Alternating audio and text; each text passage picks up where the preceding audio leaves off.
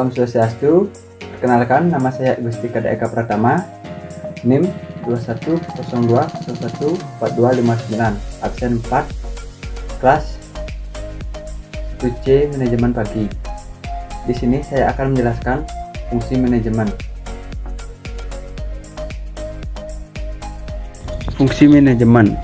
Secara umum, terdapat 4 fungsi manajemen dalam perusahaan, yaitu planning atau perencanaan, organizing atau pengorganisasian, directing atau pengarahan, dan controlling atau pengendalian. Planning. Fungsi manajemen yang pertama adalah fungsi perencanaan.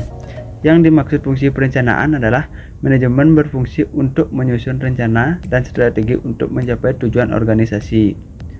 Planning merupakan yang terpenting, karena tanpa adanya perencanaan maka fungsi-fungsi lain tidak dapat dilaksanakan dan tentunya tujuan manajemen tidak akan tercapai.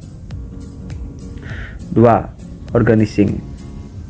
Fungsi pengorganisasian adalah fungsi manajemen dalam hal membagikan tugas dan kegiatan besar menjadi kecil untuk dibagi pada para anggota sesuai keahlian masing-masing anggota organisasi.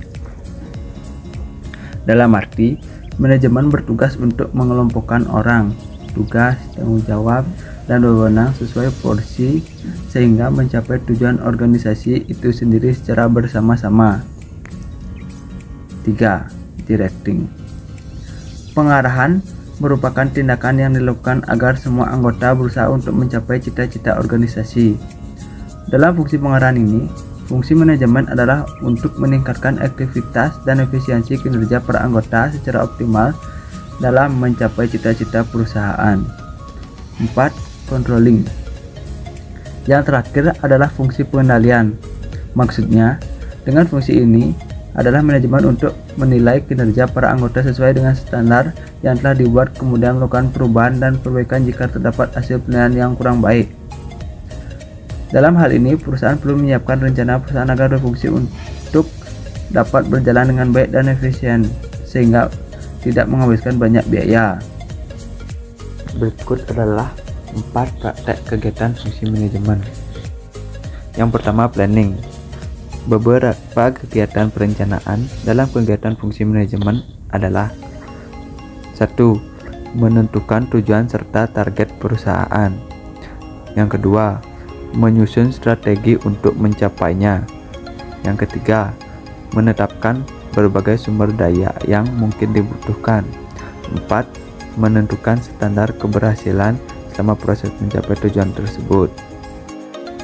Manfaat fungsi planning. Fungsi planning diadakan bukan tanpa tujuan. Setidaknya, inilah beberapa manfaat proses perencanaan. 1. Memudahkan proses pengawasan. Yang kedua, menjadi acuan dan panduan dasar jalannya kegiatan. Yang ketiga, menghindari kesalahan yang mungkin terjadi. Yang keempat, jalannya tugas dan kegiatan akan lebih terorganisir di setiap sektornya. Untuk mewujudkan fungsi pengorganisasian yang baik, berikut beberapa kegiatan yang harus dilaksanakan. Pertama, merekrut dan memberikan pelatihan dan pengembangan sumber daya manusia. Yang kedua, menyesuaikan posisi tenaga kerja sesuai dengan kemampuan mereka. Ketiga, menyusun dan menetapkan tugas-tugas serta mengalokasikan tenaga kerja sesuai prosedur. Yang ketiga, actuating atau pengarahan untuk mewujudkannya. Berikut beberapa kegiatan yang bisa dilakukan fungsi pengarahan. 1. Bimbingan serta pemberian motivasi terhadap tenaga kerja.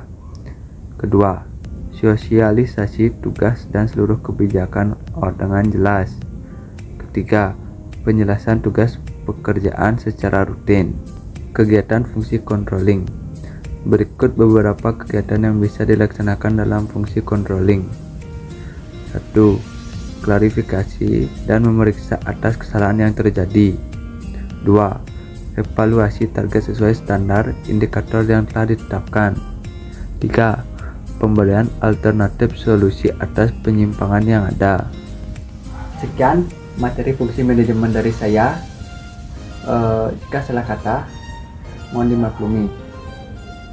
Om Santi Santi Santi Om.